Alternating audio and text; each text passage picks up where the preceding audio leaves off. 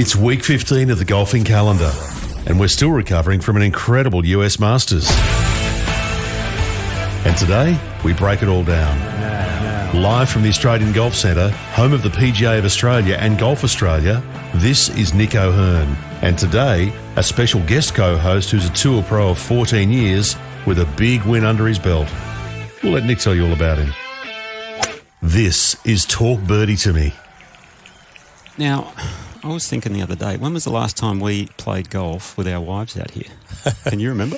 It's been a few months now, I reckon. Yeah. Well, they play a lot together, don't they? They do. They got their 9 and wine club, and it's hard to get into that, actually. Yeah, it is. They and I don't mind having a drink as I go around, but, you know, if you're allowed to. Well, of course. It's 9 and fun. Maybe wine after or during, that's always good. Yes. For sure. But obviously, you know, we're here for the Masters recap. And to our listener out there, we have a different voice in the studio this week because my usual cohort is having a week or two off for a scheduled clean-up. So I brought in a special guest, a very close mate of mine, and actually he might even be the perfect guy to fill in because he owns a jacket of his own. And the golden jacket. The golden jacket. I speak of none other than the 1999 Australian Masters winner, possibly hit one of the greatest 6 irons into the final hole of a golf tournament, Dan, okay, to win the golden jacket over the great white shark, Craig Spence. Welcome, mate. Oh. Good to be here, Nick.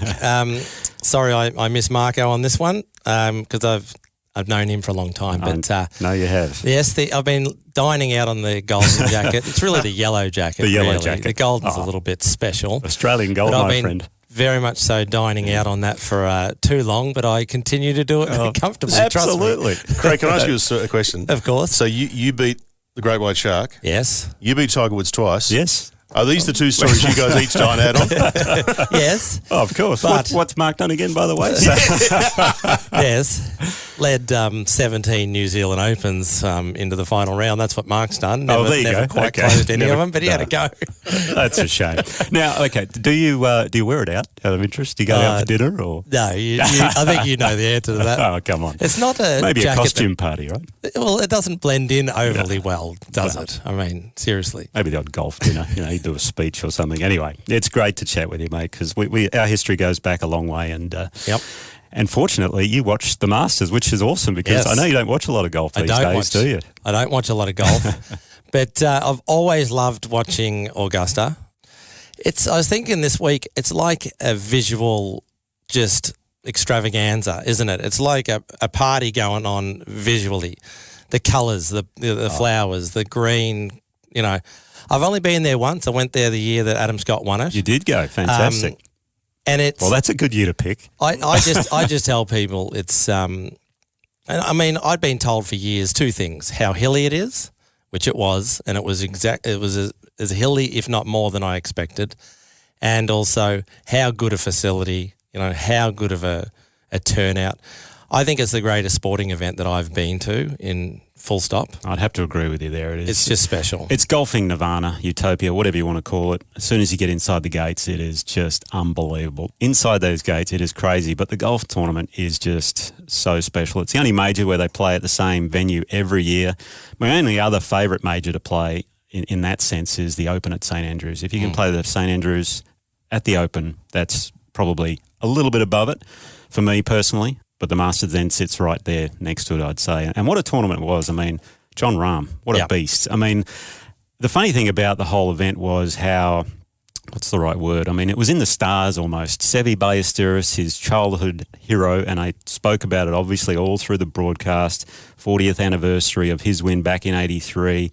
Sunday was his birthday, or would have been his birthday, his 66th birthday.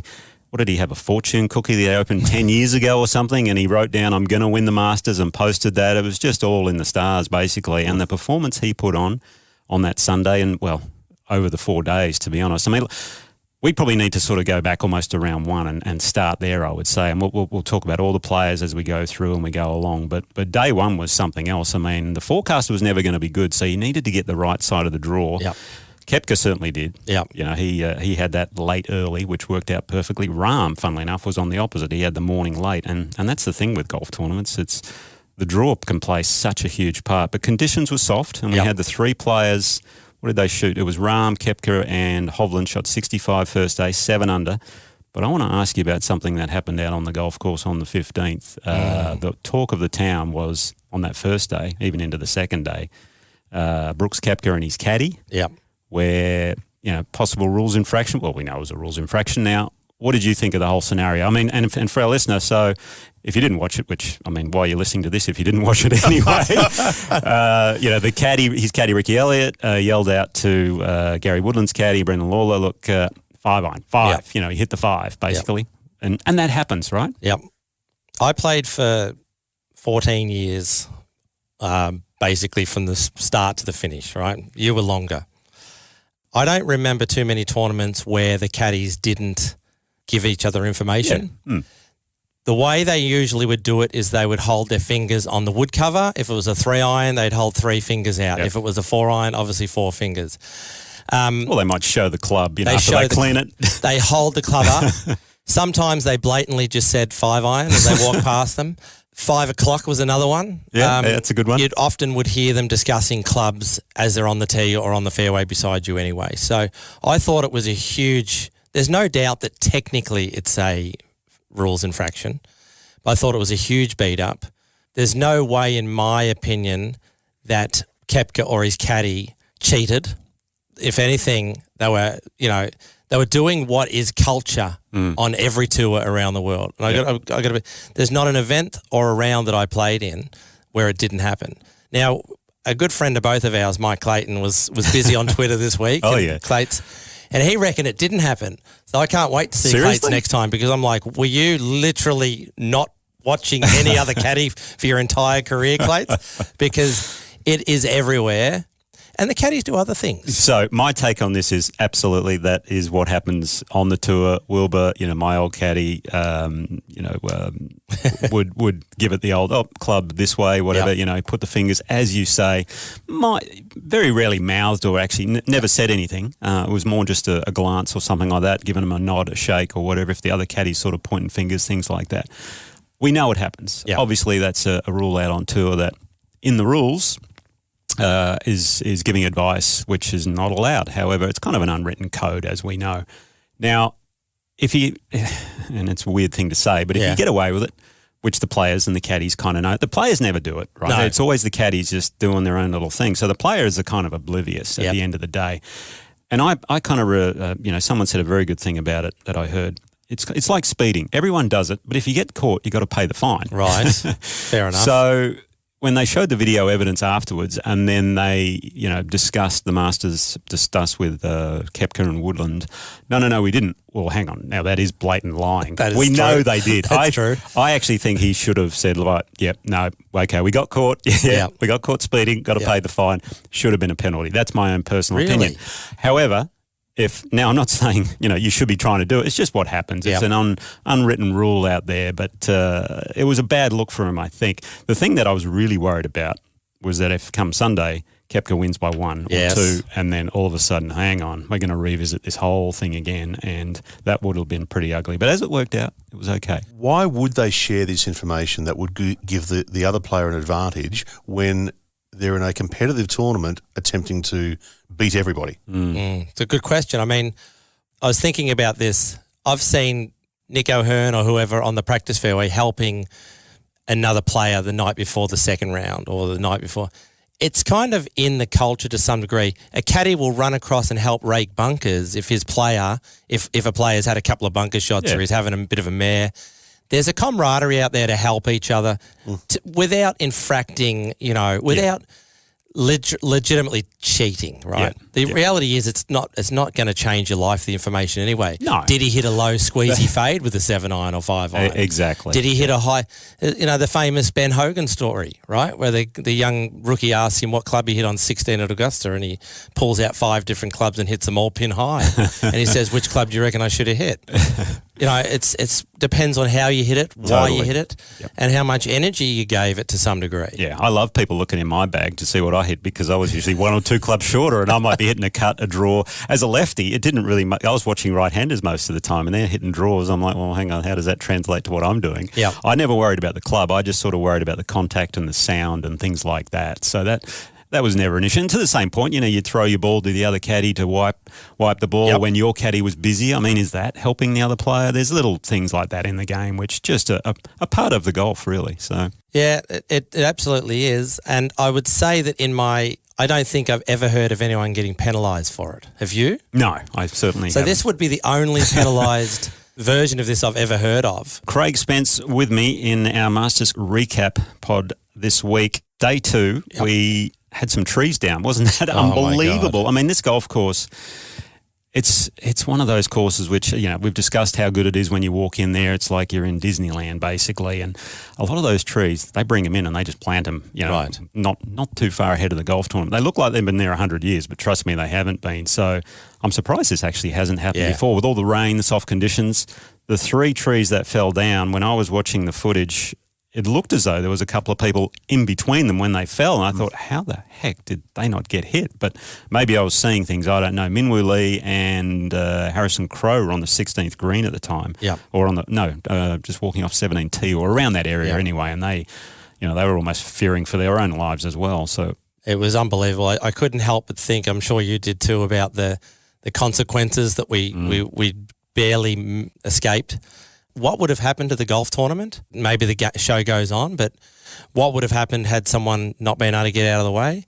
I don't want to think.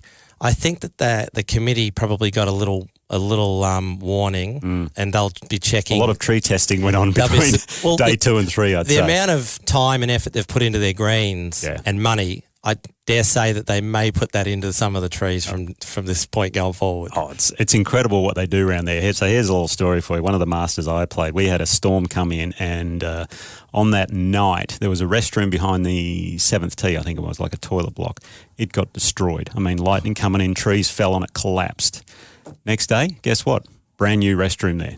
They rebuilt it. Wow. They'd either rebuilt it or they'd come in and they brought a new one in, and it didn't look any different. I mean, it looked as though no storm or nothing had gone through there. It was the most bizarre thing I've ever seen. Overnight. Oh, my God. I mean, the amount, and if you watch that when those trees fell the other day, there was like 30 guys there, boom, in, chainsaw, bang, boom, boom, boom, just cleaning it all up like that. And it was though it never happened. I mean, it's just, if a tree falls at Augusta, does it really fall? I mean, it's one of those stories. Imagine if on that hole at the time when it fell, that Tiger or Rahm or Koepka was there. Well, luckily, and no offence to Minwoo Lee or Harrison Crow, but they didn't have as big a crowd as what possibly could have gone on. But anyway, it was Koepka at that point who stamped his authority on the golf tournament. Obviously, with another fine round. What did he shoot? 67, I think, the second day after the 65. So. But Rahm played some incredible golf in such tough conditions, which went into Saturday, obviously. And then the weather that Saturday, my goodness, that was miserable. And as we saw, Tiger Woods made the cut. That was brutal. Wasn't that an effort? It was an unbelievable effort. So he now joins, I think, Freddie and was it someone else? Gary Player. Gary Player, of course. Gary Player. There's motivation had to for be you. Gary Player. With I think how many? The Black Knight. 23. I think it was 23 in a row or something. 23 in a row. Yeah. Absolutely incredible. It was painful to watch Tiger though in that event. For him walking around that golf course so hilly with his legs the way they are now, his body in general the way his body is. Then you throw on top of that the soft, moist conditions. He's going up hills. He's going across hills. The pain on his knees and legs must have been immense. There was a lot of speculation on social media. Is this it for him? Is he? How much more has he got in him? I was pleased to see a lot of people said things like, "Walk away now, and you've done more than anyone could ask for in terms of what you've given us as a competitor, as a golfer. It's all we could ever ask for. What you've done." So, does he need to push on from here, Nick? Well, I mean, when he won the 2019 Masters, that was pre-car accident. We kind of thought, wow, I mean, this guy's back. It's unbelievable. And then, obviously, the car accident, maybe it was time. However, that's just not in his DNA. Yeah. At the same time, the Masters is the worst possible golf course for him to play as far as from a physical standpoint. Mentally, it's one of the best because he knows it so well, and it's also why Mickelson played so well this week, which we'll talk about a little bit later. But from a physical standpoint, it was an absolute nightmare for him because of the elevation changes, the hilliness of the golf course, the weather. I mean, it was cold, it was miserable. His back, which has been fused I don't know how many times. but you could see the pain in the leg when he was trying to walk back to the bag on one of the holes, and you're just thinking, geez, mate, pull out. I mean, this is just getting too much. And when he's squatting down to pick the ball out of the hole and he's just getting back up, I mean, he's literally just getting back up. It's a shame that such a minute part of the game, which is just literally walking, is, possibly going to be his undoing because he's able to still hit all the shots. Nick, you've said in previous podcasts that there's no way he would ever use a cart. No. He wouldn't do it. No. My question for you, both of you, is if he had used, and I know he said he wouldn't do it, and he didn't do it, if he had used a cart at Augusta, if he was able to and wanted to, could he have finished the tournament? Oh, of course. Absolutely. Yeah. But Well, he probably would have won the tournament. Yeah. No, his golf is good enough to almost win these days, but in the spirit of the game, the golf carts aren't allowed because it's a walking game and things like that, unless you have a medical condition. What was it? Casey Martin won a court case many years ago for a degenerative leg issue that he had. Now, you could say Tiger's also got the same thing. So, Nick, back to the golf course, the 13th hole. What are your thoughts on that? Yeah, that was a big controversy going into the event. They lengthened it 35 yards, and again, the tee box looked as though it had been there for 100 years. It's just incredible the way they changed things around there. Again, with the technology and as far as the players are hitting the ball now, I thought it worked out beautifully. I mean, with the weather the way it was, even the long hitters couldn't get there on one of the days, maybe Saturday, and how cold it was. Now, so be it. It just turns into a 3-shot hole. But obviously what they were trying to do was to bring it back to the way it used to be played, where you're hitting mid-irons, long irons, even a wood in there, which we saw over the course of the tournament. And I just thought it made for a fantastic golf hole. And the tee shot, I tell you what, Rahm hit on 13 on the Sunday when he drew one around the corner. I mean, for a guy that fades the ball, that was a gutsy move. And he just stamped his authority on the golf tournament right there. But I love that golf hole. However long it is, it doesn't really bother me. We talk about the strategy of Augusta, and it was always talked about how for a right-hander, majority of players are obviously right-handers, it's a right-to-left golf course, right? If you look at most of those players now, they're moving the ball left to right. Just about everyone I watched this week is moving the ball left to right, again, right-hander, with their drivers. All the right-to-left holes, they're using the three-wood. And we never talk about technology and what it's done to three-woods. Three-woods go so far now. A hook three-wood goes like a driver, doesn't it? They do it down 10. Look how far down 10 they're hitting their three-woods. They're all drawing it or trying to draw it around the corner a little bit on 13, although it's not very far around the corner anymore. It's very interesting what three-woods are doing to that golf course. Yeah, I think so. And the only other hole really where you need that draw shape might be 14. And I just saw a lot of players still hitting the fade down there, but they were running into the right rough and things like that. So, but that's technology. Did we talk about last week? I think Mark mentioned something Faldo said about the height of the tee. Let's make the tee like 4 centimetres high so that the faces would have to be shallow, which is basically, remember the old 2-woods we used to use back in the day? Exactly. What was it, a spoon, the brassy, the spoon? Something like that, the 12 degree. That's it. The guys would be hitting them just as far in no time. Just about, I would say, yeah. But the thing is, I don't think they could go at them as hard because the sweet spot hopefully would be smaller, things like that. But that's a whole other podcast question, I think. It is. We won't go there. In that regard. But the funny thing is, off the tee there, you don't really need to shape it much except for, as you were saying, 10, 14. Yep. Even 5, which is a dog leg left, you don't really need to shape it around. I think you're just smashing driver off the tee in most cases. Yep. If you do need to draw it, well, then get the 3-wood out. But it really is a second shot golf course where you need to fade it, draw it, things like that. Now, the guys who are a bit one-dimensional with the irons, I think they will struggle. Although Morikawa was a bit one-dimensional and he still had a good week. Yep. Rahm, as we saw, I didn't know he could work the ball both ways as much as he did. That was great to see. It was. Koepka can certainly do it with his irons, but at the same time, the golf course played very soft, and that also plays more into the hands of the bombers and the guys who are a bit more one-dimensional. I think when that place firms up, players like Spieth, Mickelson, as we saw, that's when their creativity and the artistry comes into playing the golf course for sure. A little bit frustrating. It was so soft, and one of our gripes here in this country about American golf is how soft it's become over the years. Obviously, the weather this time, there's nothing they could do about it. But I'll tell you what, how they got the golf tournament finished in 4 days, that just goes to show about the sub-air, doesn't it? I mean, wow. Unbelievable. It's incredible what they've spent on it. Brooks Koepka. It's one thing to lead a tournament early on and win the golf tournament. That's a hard thing to do for anyone. Then you throw one of the worst patches of weather, 40-degree weather.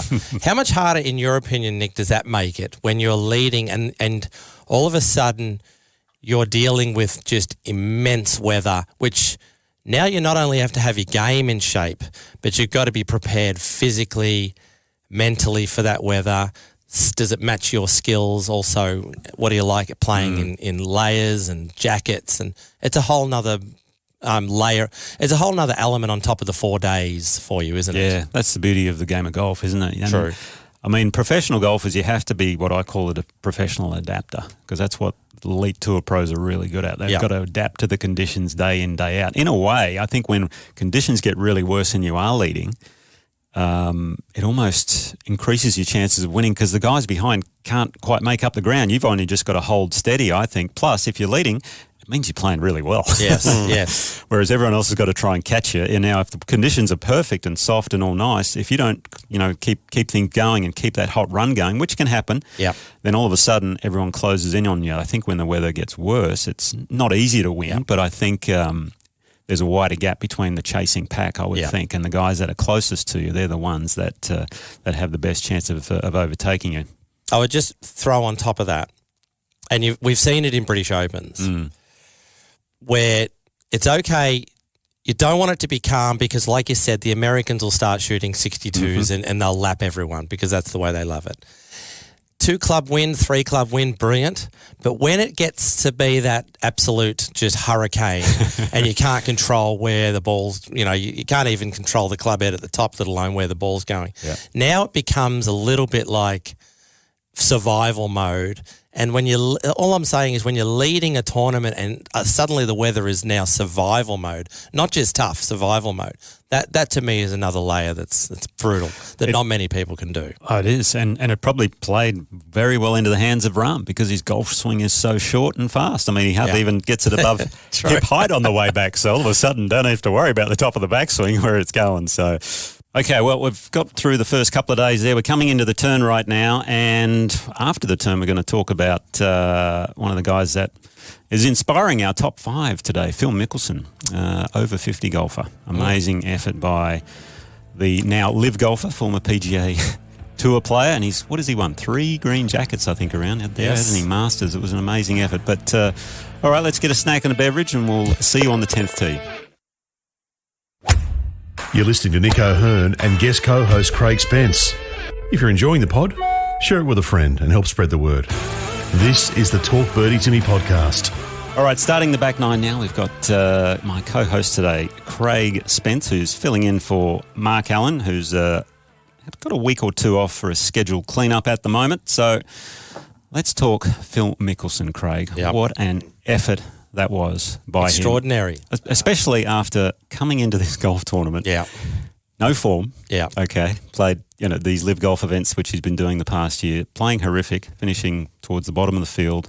Very quiet at the Champions Dinner. Yep. Apparently he didn't say a word. Yes. I don't know if he was just secretly thinking, I'm playing so good, I'm not going to say anything, or he just thought, I don't know where the ball's going at the moment.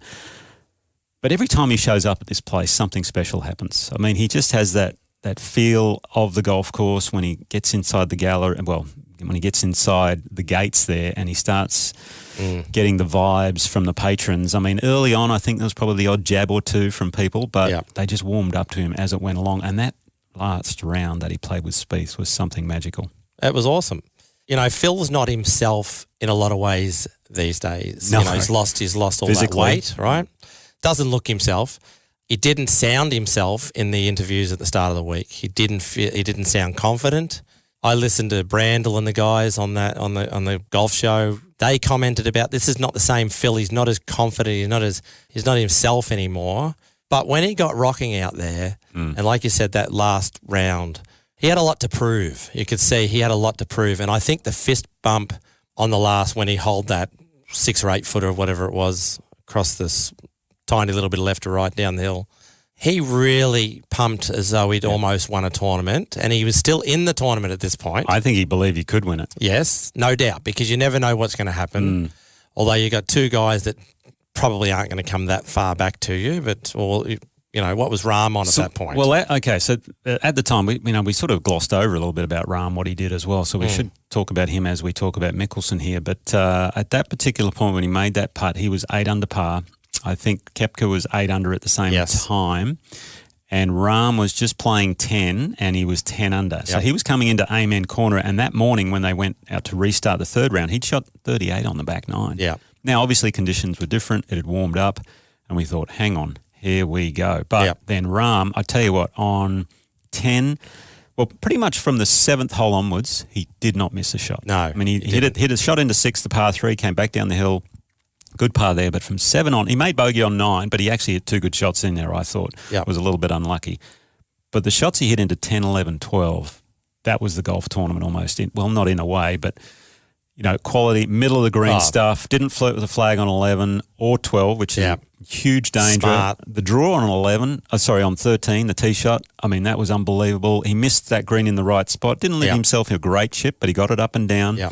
And then the shot of the tournament, I think for him, which he probably said afterwards, was his second shot into 14, where he made that birdie and then just parred in, and no one could catch him. Yeah, and that was from the right rough, wasn't it? The shot into 14, where he used the famous slope, brought it down to the pin. I don't think it was that hard a shot, do you? I mean, well, I've never hit that shot, but you have. Well, let me paint a picture for you. I thought it was a bit longer than what it was. It was 128 metres, he said. Now, I'm glad he's using metres too, by the way, because they all talk in yards. That's good. I'm still in metres. Yeah. And he had a little 3/4 punch 8-iron. Yep. Okay. And he worked it off the slope. The pin was sort of in the middle. They have all these different layers to that green. Yeah. And he said this beautiful baby cut just needed to carry the front of the green, which is a massive steep slope there. Yeah. I mean, it's so steep, it's ridiculous. Short of that green is just no good.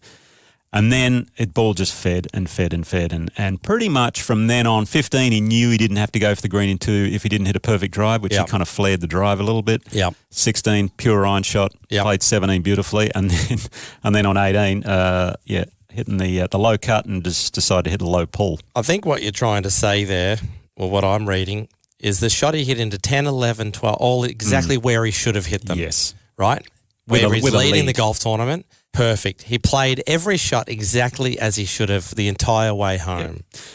And he stamped his authority on Koepka as well, because I think he got the tee on the 4th hole. He was still trailing at this stage, but he birdied. Did he birdie 4? No, he birdied 3. So he got the tee first on 4. And this is important, by the way. When you get the tee, when you're playing almost in a head-to-head match, which is pretty much what it was at that stage, you start to control. Yep. And all of a sudden, we've got 2 alpha males, Jon Rahm and Brooks Koepka, big guys, and one of them just started showing his dominance more than the other. I saw Rahm walking off the tee first, getting to the tee first, things like that, just standing there, really showing his confidence. And that just carried on through the golf. And you'd sort of see Koepka was a little bit in 2 minds about his game, wasn't quite on song as well. And, I mean, they had to stand there for quite a while on some of the tees because I tell you what, the person in front, Patrick Cantley, my goodness, that was slow. He's not popular. He is not popular at the moment. What do you think they need to do there? Penalty strokes? Well, why didn't they? I mean, I didn't actually see how far behind the group in front they were. They weren't that far because I think because they teed in had 2 balls rather than 3 balls, they'd done the U draw. So there was a bit of bunching going on. However, he's slow anyway, and it just takes forever. And I think they really need to start penalising strokes rather than the fines, because now at the moment it's fines, I believe. Yeah. And that doesn't matter for these guys. Yeah, I think I remember they used to come out and they would say to you straight away, you're on the clock, right?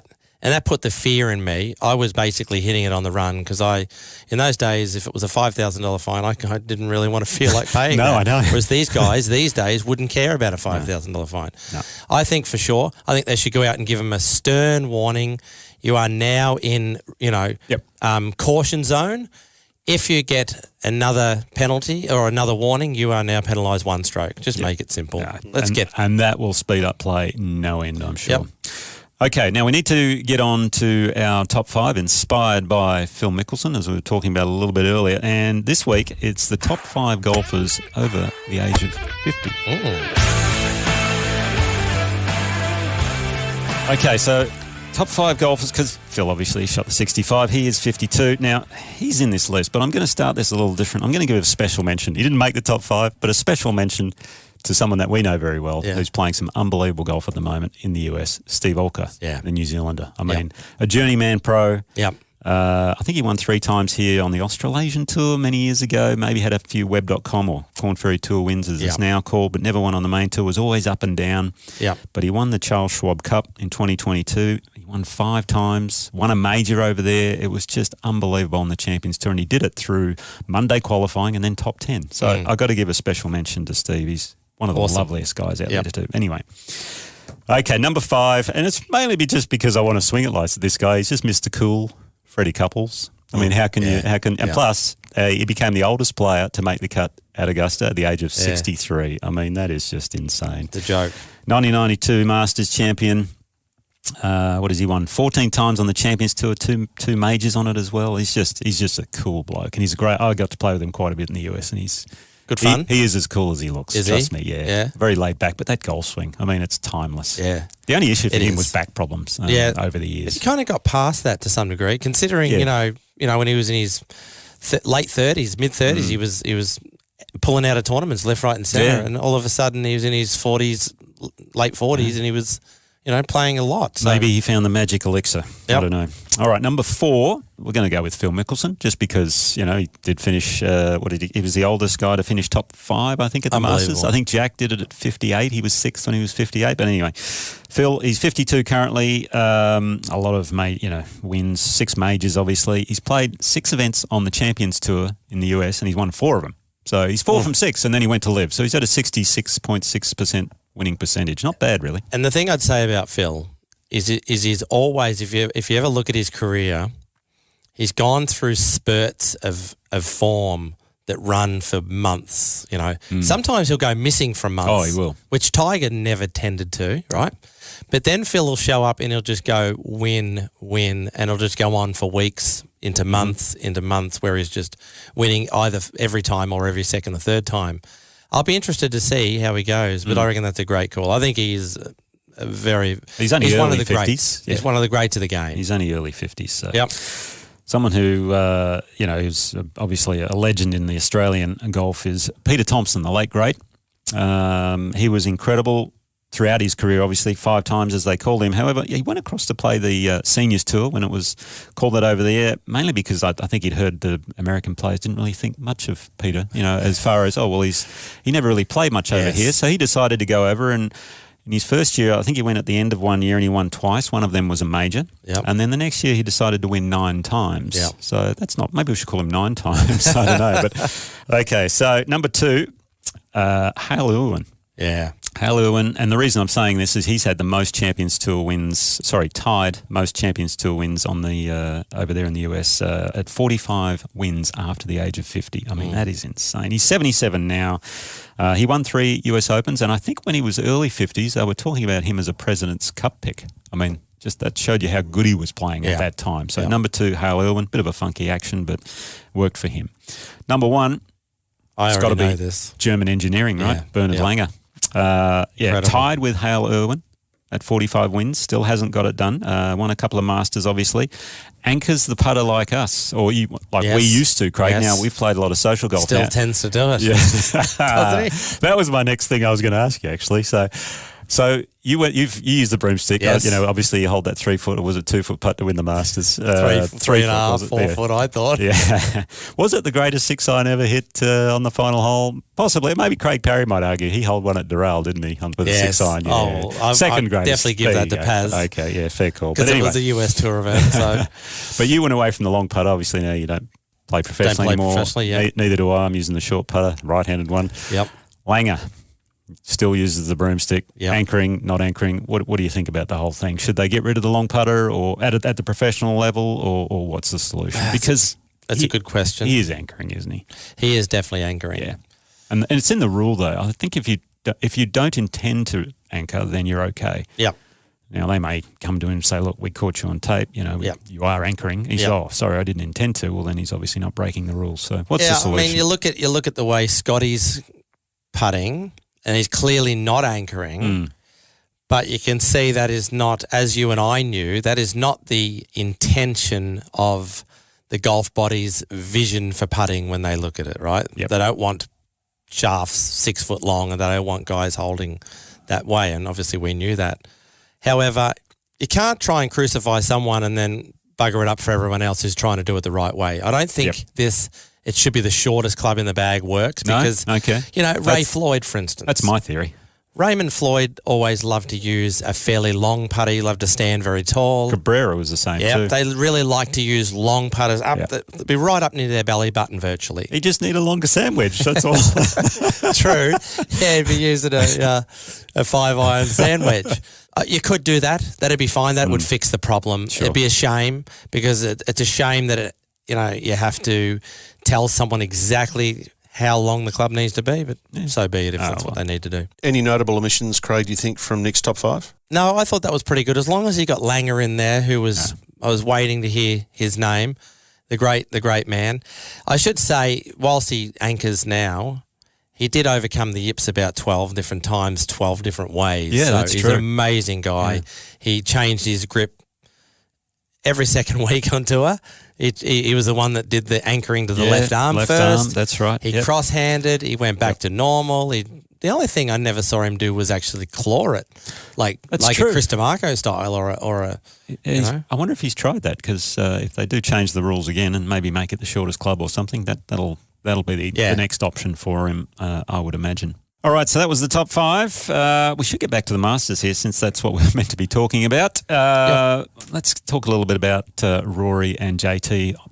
Definite omissions who didn't make the cut. I mean, Rory obviously trying to complete the career Grand Slam. He comes into this tournament every single year and you can almost see the pressure on him. And he's had a big year, obviously, because he's almost like the stand-in commissioner on the PGA Tour at the moment. Yeah, he is. He's front and centre every week, talking about Live Golf and the PGA Tour and all that. So he must be exhausted. And I just saw he's pulled out of Hilton Head as well. Saw that. Which, for whatever reason that is, we don't quite yet know. It was a shame because I really hope he does it one day. Yeah, he deserves to. I have heard speculation that his ball flight, which I don't know whether that's fair or not, the right to left shape, or the inside sort of, he gets the club a little inside, whether that doesn't work very well at Augusta. You've got a lot of hanging lies. You've got a lot of... Yeah. I saw him on 13 actually when he hit a nice drive on the second day or something and he just hit a massive pull off. Yes. I mean, it was a horrible shot. 13's a bad hole for his, potentially for his inside path, if you like. On the halfway down, he does get the club a little bit inside and sort of stuck at times. Again, I'm criticising what I think is one of the great swings and players of all time, or in the modern time anyway. I've got a theory about his putting, but I'm going to save that for another time when we get into the top 5 putting, maybe masterclass. So that's for another episode, that one. So anyway. But he has nearly, he has led the Masters. He's had a bad experience quite a few years ago. He's got a lot more, maturity now. Got a bit of baggage there, hasn't he? If I had to make a call, I think he'll probably get one. But he might only get 1 or 2 more chances. Yeah, well, what is There's he? not many. Must be mid to late 30s now. Yeah. He's fit as an ox too. I mean, strong as an ox, should I say. He might get 5 more chances, but the chances are he might only get a couple. Yeah, no, exactly. Who knows? The other player, I think that, he looked like he'd been to a funeral basically when he walked off 18th green with Justin Thomas. I mean, he was 6 over his last 8 holes to miss the cut, and that really surprised me because I held some pretty high hopes for him because he's very, very good, shaping the ball and working it. So that was a bit of a shame. From the Aussies, unfortunately, it wasn't a great week for the Aussies. We had best of them, Cameron Smith, tied 34. Jason Day and Adam Scott tied for 39th, and then Harrison Crow and Minwoo Lee both missing the cut. It showed promise for Jason Day as well as Scotty. I think after the first round they both shot 68s, but then just progressively, unfortunately, got worse. Did you see much of the Aussies? I didn't. I just saw highlights of their games. I did happen to catch a discussion around what Jason Day's working on in his golf swing at the moment. And I don't know if you've heard about this, but there's about 7 different things he's trying to match up. I thought I saw that. Yeah. That to me is never going to work under the gun. However, he is on the road back, so maybe he's now simplifying it all and it's starting to. So maybe 3 or 4 things. Yeah. I mean, it's still, if he can get it down to 2 or 3 things, but they're very subtle, more awareness things. You can't be if it's as difficult as what he spoke about. The top of the swing, the downswing, the follow through. If it's as different, that's too hard to match that all up, in my opinion. Yeah. Can I just say one quick I meant to bring this up earlier. The amateur, Bennett. Oh, yes. I just wanted to say it's a unique swing, but I loved his golf swing. I just love the way he moves through that ball. Yes, he gets it a little bit deep and on the inside on the backswing. Joaquin Neiman threw the ball, how low he got? But he just gets that right side under and just sweeps through it beautifully. I loved it. Unfortunately, I think karma got him because he shot 68, and then went into the press room and said, because he just won the US Amateur. Said I was going to win, did he? Well, he said he's there to win, right? However, where he won the US Open was at Ridgewood, I think it was, and he said, Ridgewood's much tougher than this place. Not the best thing to say at a press conference at Augusta National. Yeah, great action. He could be. I'm assuming he's turning pro soon. I think he hinted at that. Well, the funny thing was, after he finished the Sunday, he had to go out and play a college event on the Monday, 36 holes, carry his own bag. How's that? He just finished his tight 16th at the Masters, and he was contemplating about pulling out, but he said, you know what, I'm probably going to do it. Yeah, he should do it. He's a golf nut. He's signed up, do it. Oh, yeah. And everyone's going to be basically, picking his brain all week about what an awesome effort. Great stuff. Absolutely. Alrighty, time for the masterclass. Okay, the masterclass this week has to do with one of the best shots that was hit, I think, at the Masters. It was Jon Rahm's 128-metre 8-iron, little three-quarter cut around the trees, onto the green. Basically, he hit this to, 3 feet, I think, and the tournament was almost over. The only thing after that he needed to do was get over the water on 15, pretty much, so, which he did nicely. However, the way he hit that shot, it's just a phenomenal golf shot to have in your arsenal if you do. And if you're a golfer, the way to hit this shot, and I have a favourite drill which can almost teach you how to hit this shot. It's called the 5 clubs to 1 flag or 1 target drill. You spoke about Ben Hogan before hitting 5 clubs to the 16th green, right? Well, this is a great drill to do. Pick something out about 120 metres out, 150 metres out if you like. Say it's 120 metres. And your 9-iron might go 120 metres. Well, use your 9-iron, your 8-iron, your 7-iron, your 6-iron and your 5-iron. Take 5 different clubs and try and get that pin high. So to get those longer clubs pin high, you're trying to hit a little three-quarter or even a half knockdown shot. Narrow the stance up a little bit. Say you've got a 6-iron in your hand and you're trying to hit it 120 metres. You've got 2, maybe 3 clubs more than what you normally would have. Narrow the stance a little bit. Put a little bit of weight on the left-hand side. Aim a little further left of the target as well if you're a right-handed golfer. You may want to even open the face a touch as well. And then as you're swinging through the ball, keep that face open, okay? You're going to rotate the body a little bit more through. You're going to have a slightly shorter backswing, obviously, because if you have the long backswing and then you decelerate it, because that's what happens in these sorts of things. A lot of people, they take the full swing and then they slow down when they want to try and hit a three-quarter shot. Take a shorter backswing, keep the acceleration up. The length of the backswing will determine how far the ball will go. But hold that face open, rotate around to the left, and you should get that nice little low flight with a bit of left to right spin, and maybe you'll even knock it to 3 feet like Jon Rahm. So you're going to do a video for everyone out there, Nick? I'm going to show the left-handed version. Actually, you know what? I might even flip it to right-handed because I can do that on my iPhone these days. And I'm going to post that to social so everyone can see what a right-handed Nick O'Hearn looks like. Well, Craig, thanks for helping out, mate. Really appreciating you coming in for Mark. And no worries. It's just great to hear that you're watching golf again. Yeah, I loved it. I'll have to get onto the Heritage this week as well. Absolutely, and we'll have a game soon. Cheers, mate. Thanks, mate. Live from the Australian Golf Centre, home of the PGA of Australia and Golf Australia, that was Nick O'Hearn and Mark Allen's podcast, Talk Birdie to Me, with our special guest co-host today, Craig Spence, 14-year touring pro and winner of the 1999 Australian Masters. That's not bad. Talk Birdie to Me's executive producer is Dan Bradley at Kaizen Media. Sound design by